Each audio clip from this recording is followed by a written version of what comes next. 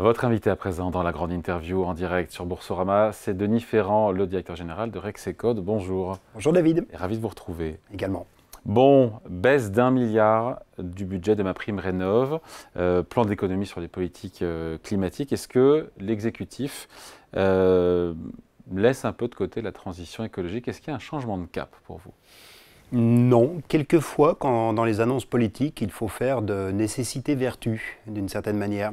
Et en fait, ce que l'on voit sur MaPrimeRénov', c'est qu'en réalité, il y a, avant même les annonces qui ont été effectuées, cette baisse de 1 milliard qui a été évoquée il y a de cela une Enfin, c'est une moindre hausse. C'est une hausse de... Au départ, c'était 1,6 milliard de crédits en plus. Ouais. En MaPrimeRénov', il n'y aura plus que 600 millions d'euros de plus de budget. Donc voilà, mais on reste en hausse, mais ça fait comme 1 milliard de moins. Mais pourquoi? Tout simplement parce que MaPrimeRénov' ne décolle pas en ce moment. Et même, vous avez une baisse très forte des opinions, par exemple, sur les activités dans le second œuvre dans le bâtiment. Le second œuvre, c'est notamment de la rénovation. Pourquoi y a-t-il une baisse qui est aussi importante? On sait, on connaît la baisse qu'il y a sur le gros œuvre dans le bâtiment, enfin tout ce qui est vraiment l'activité de structure.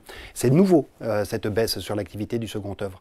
Et elle est quand même assez spectaculaire. Cela tient notamment au fait que MaPrimeRénov' a été très fortement recomposé, c'est-à-dire que désormais MaPrimeRénov' s'envisage avec deux dispositifs, c'est MaPrimeRénov' parcours accompagné, MaPrimeRénov' par geste, parcours par geste, et en fait ce sont deux dispositifs qui doivent encore monter en puissance. Pourquoi? Parce qu'on n'a pas les accompagnants pour le parcours accompagné de MaPrimeRénov'. Ce que vous me dites en gros, c'est que ça ne marche pas aussi bien que ça, MaPrimeRénov'.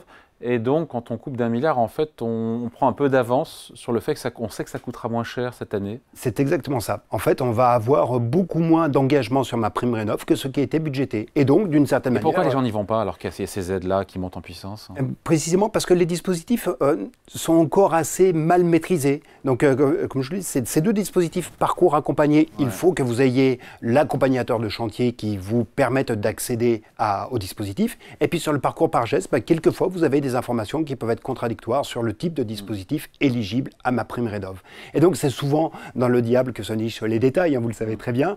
Et c'est parce qu'on a du mal à faire monter en puissance que, au moment où on a besoin de montrer une détermination sur le plan budgétaire, il y a une certaine opportunité. On n'atteindra probablement pas l'objectif qui était assigné, et donc on transforme cette nécessité en une vertu budgétaire. Bon, sur le logement, Gabriel Attal, on l'avait commenté ici, avait promis un choc d'offres. Un mot qu'on a déjà entendu dans la bouche, et souvent d'ailleurs de beaucoup à la fois de ministres et même de Emmanuel Macron, candidat à la présidentielle en 2017, parlait déjà d'un choc d'offres sur le logement. Il ira chercher, le Premier ministre, les logements avec les dents. Pourtant, les promoteurs immobiliers, quand on les écoute, ils nous assurent que le sujet aujourd'hui, c'est un problème de demande et pas d'offres. Ouais, tout à fait. C'est vrai que, alors, parce que les taux d'intérêt sont là où ils sont. Exactement. Je n'ai pas cherché le nombre de fois où le mot choc d'offres a été prononcé par de l'exécutif, mais ça doit bien se monter à 5-6 fois à peu près sur les 15 dernières années. On ne l'a jamais vu. On l'a jamais vu. On fait toujours assaut de faire un choc d'offres. Dans la réalité, on a toujours des problèmes de mobilité, des logements qui manquent dans les espaces qui sont en tension et qui sont beaucoup trop importants dans les espaces où il y a de la déprise de population. Donc le logement, c'est aussi un problème de localisation. Mais fondamentalement, le point que vous évoquez est tout à fait crucial. C'est-à-dire de choc d'offres, alors qu'en fait, aujourd'hui, ce qui manque à l'appel, ce sont les acheteurs. Ben oui, ce sont les acheteurs. C'est vraiment du côté de la demande que se trouve le point compliqué. Et il va d'autant moins revenir qu'en fait, on est dans un moment où vous avez une double anticipation qui incite à l'attentisme de la part de l'acheteur. L'anticipation de la baisse des taux. Pourquoi est-ce que je vais m'endetter maintenant alors que j'ai plutôt devant moi une baisse des taux qui est préannoncée? Enfin, on le répète suffisamment sur ce plateau pour... on ne sait pas exactement quand cela va se produire, mais il y aura une baisse des taux à partir de l'été. Mettons, à partir de l'été. Mais vous avez aussi une anticipation de baisse des prix. Quand vous avez des transactions dans le logement qui sont passées de 1,2 million, comme c'était le cas en 2021, à 900 000, et même un petit peu moins désormais. 875 000. Oui, on va être, et sur l'année 2024, ça va être encore plus bas. Vous êtes dans un marché qui devient baissier. Donc vous avez une anticipation de baisse des taux, d'un côté, une anticipation de baisse des prix, de l'autre. On attend. Pourquoi est-ce qu'en tant qu'acheteur, j'ai un projet de mobilité? Pourquoi est-ce que je me précipiterais maintenant pour le faire? Parce que vous avez un coup de cœur pour un bien. Oui, voilà, bon, ça peut faire cher le coup de cœur. Et justement, le coup de cœur, si on peut gratter un petit peu, parce qu'on attend simplement un peu, c'est peut-être intéressant. Donc en termes de politique publique, on fait quoi? On peut faire quoi, encore une fois, pour le logement, pour cette crise du logement qui a... C'est vrai que la crise du logement, en fait, c'est aussi les contraintes d'offres, elles peuvent aussi venir de l'attribution des permis. Et donc, vous avez dans toute la manière dont se fait la chaîne de valeur sur l'attribution des conditions du logement, vous devez prendre en compte pas seulement des moyens financiers que vous déployez, mais aussi la volonté ou pas de construire. Est-ce qu'on a envie de densifier dans certaines zones? Est-ce qu'on a une capacité à libérer du foncier? Ce qui est souvent le point qui bloque, c'est la libération de foncier dans des espaces où vous avez en même temps le ZAN qui se met en place, le zéro artificialisation nette. Donc quand vous êtes dans des zones où vous voulez faire à la fois de la réindustrialisation et mettre en place des logements, vous risquez d'avoir un conflit sur l'usage d'un foncier qui est lui-même déjà en situation de pénurie. Vous avez le sentiment que c'est devenu prioritaire pour l'exécutif, pour ce nouveau gouvernement ou pas? Parce qu'on a souvent reproché au président son absence d'intérêt pour le secteur du logement au sens large et pour l'immobilier. C'est clair Il était vu comme un actif improductif. Exactement. Jusqu'à présent, il ne l'était pas. Quand il y a eu la réforme de la fiscalité du capital, ça a été pour laisser une imposition sur la fortune immobilière. Donc déjà, ça disait bien qu'on ne traitait pas ce type d'actif comme on traite un actif financier. Donc c'est déjà en soi un message assez fort. Donc oui, c'est peut-être nouveau parce qu'il y a aussi la perception de ce que faciliter une offre de logement abondante, c'est aussi un facteur de mobilité dans l'emploi. C'est le fait que des gens puissent bouger d'un lieu vers un autre parce qu'ils vont trouver une offre de logement qui est adéquate dans des conditions et pour avoir des conditions de rémunération supérieures. Justement, Denis Ferrand, puisqu'on parle de l'emploi, est-ce que le plein emploi, qui est donc visé par le gouvernement 2027, on pense que le plein emploi c'est quelque part proche de 5% de taux de chômage, est-ce que c'est compatible ou pas avec un retour sous 3% de déficit public? Est-ce qu'il ne faudra pas faire une croix sur l'un des deux objectifs? Oui, alors... Moi, ça me paraît difficile d'atteindre les deux en même temps, honnêtement. Oui, alors on traite là d'un sujet qui est de nature structurelle, le niveau de l'emploi, avec un enjeu qui est conjoncturel, qui est le niveau des finances publiques. Sur le plein emploi, j'aurais tendance à dire que la métrique à 5%, ça n'est pas la bonne référence. Parce que vous pouvez avoir 5% de taux de chômage, mais si vous avez un taux d'emploi qui est 10 points inférieur à ceux de vos voisins, eh bien vous n'êtes pas en plein emploi. Donc la question, c'est véritablement de savoir qui n'est pas sur la photo. Quelle est la véritable distance au plein emploi que l'on a actuellement? Et ce faisant, vous allez interroger les types de leviers que vous actionnez. Mais en fait, la distance, elle n'est pas de 600 000 personnes à peu près, qui est l'écart entre les 7,5 points de taux de chômage qu'on a actuellement et le 5 points de taux de chômage. La distance, elle est plutôt à 3,5 millions à peu près. C'est l'écart qu'il y a entre le taux d'emploi que l'on a en France actuellement et le taux d'emploi que l'on peut trouver dans les pays du nord de l'Europe. Donc c'est bien, et c'est parce qu'on interroge cette distance de 3,5 millions que l'on voit que ce n'est plus seulement des enjeux de nature conjoncturelle qu'il faut mobiliser pour atteindre le plein emploi, mais c'est aussi du travail sur la réinsertion dans l'emploi de ceux qui en sont très éloignés. Oui, mais est-ce qu'on peut en même temps suivre deux lièvres, le plein emploi et retrouver des comptes publics plus sains? C'est sûr que c'est très compliqué à pouvoir faire les deux en même temps. Et le conjoncturel risque de l'emporter dans un premier temps sur cet objectif de plein emploi dont vous entendez très bien qu'il est de moins en moins souvent entonné par l'exécutif. Oui. Autant c'était Vous n'y croyez plus, vous n'y croyez plus? Si on envisage le plein emploi comme je le définis, clairement on en est très éloigné. Il va falloir mettre en place des réformes qui seront très lourdes. Et si on l'envisage même au rapport du taux de chômage à 5%, ça me paraît quand même assez compliqué. On tend plutôt vers 8 que l'on ne descend vers 5. On sait que l'exécutif a en tête une nouvelle réforme de l'assurance chômage. Est-ce qu'une nouvelle et troisième réforme depuis 2017? Ah, depuis 2017, oui, mais effectivement, il y a eu plusieurs réformes. Est-ce qu'il y a besoin, encore une fois, pour faire baisser le taux de chômage, d'une énième nouvelle réforme de l'assurance chômage?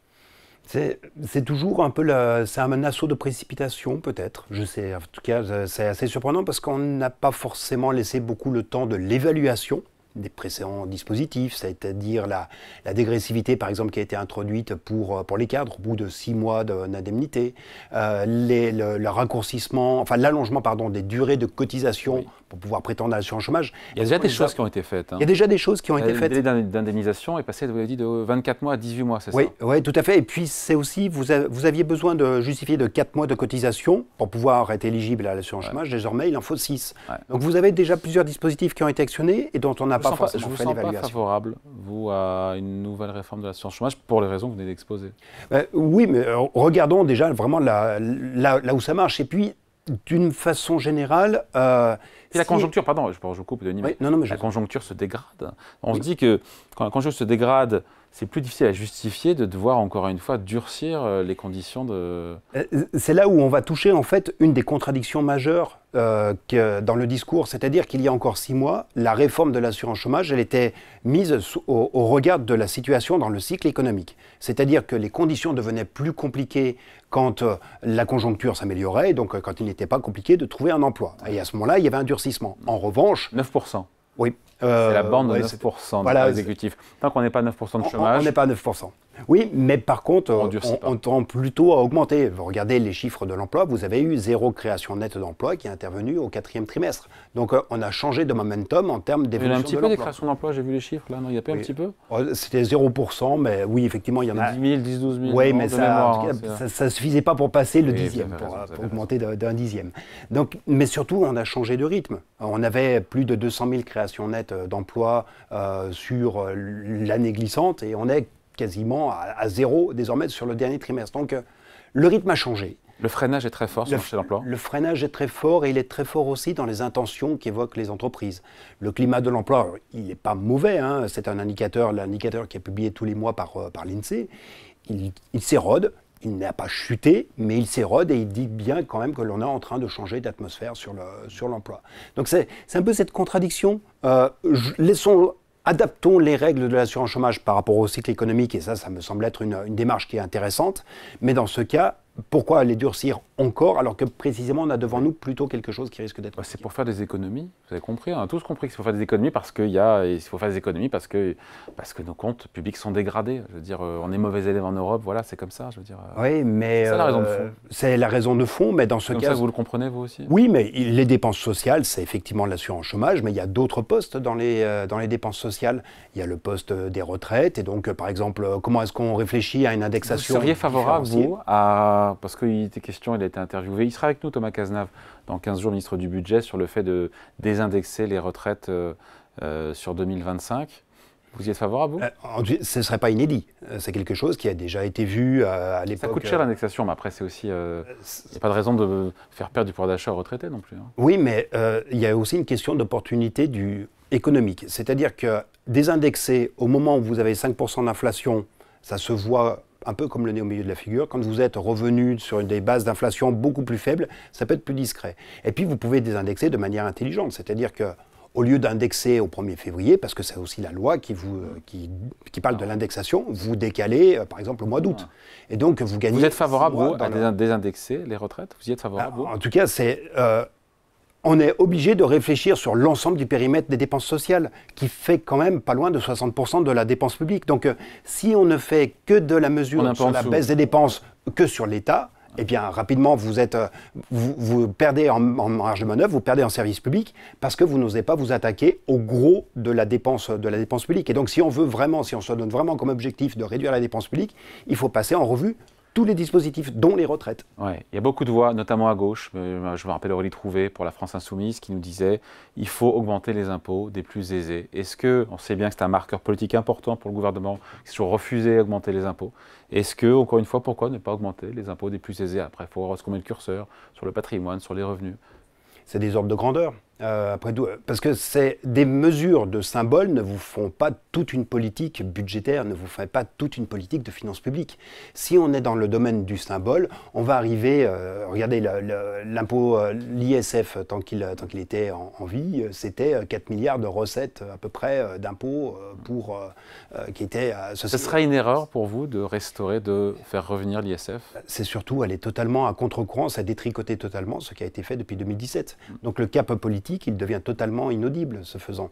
Donc on a eu la réforme de la fiscalité du capital, avec un coût politique qui a été très important, qui a été adopté en 2018. Et c'est pour revenir en arrière au bout de quelques années, c'est en fait le message qui est envoyé qui est d'une totale illisibilité. Est-ce que c'était bon, bon pour l'économie française d'avoir baissé l'impôt sur le capital et baissé l'impôt des plus aisés? Est-ce que vraiment c'était positif? Est-ce qu'on peut le mesurer?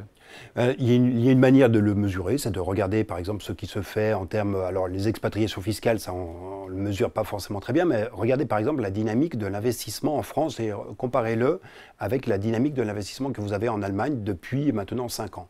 C'est quand même assez spectaculaire. Je ne dis pas que tout est lié à la réforme de la fiscalité du capital, non, mais c'est une des pièces qui a pu contribuer à ce que l'on ait un investissement qui soit beaucoup plus dynamique en France qu'il ne l'est dans d'autres pays européens. Donc augmenter les impôts des riches, pour vous, ce serait une erreur? Oui, ce serait aller à contre-courant. En tout cas, c'est vraiment, c'est plus pour le message à terme que l'on enverrait, c'est-à-dire, ok, vous donnez un cap politique et puis vous revenez en arrière au bout de quelques temps. C'est là qu'il y a un brouillage de très fort qui intervient. Dernière question, avant de se quitter, 10 milliards d'euros d'économie pour cette année, peut-être beaucoup plus pour l'année prochaine. On parle de mur budgétaire pour 2025, c'est le mot que vous employeriez, vous aussi? Alors, commençons peut-être par les bonnes nouvelles, parce que s'il y a oui, quand même de temps en temps, ça fait du bien. Quand il y a, rappelez-vous ce qui s'est passé en 2022 et 2023, avec l'accélération de l'inflation, vous avez une accélération de la charge d'intérêt, puisqu'on a beaucoup d'obligations indexées sur l'inflation.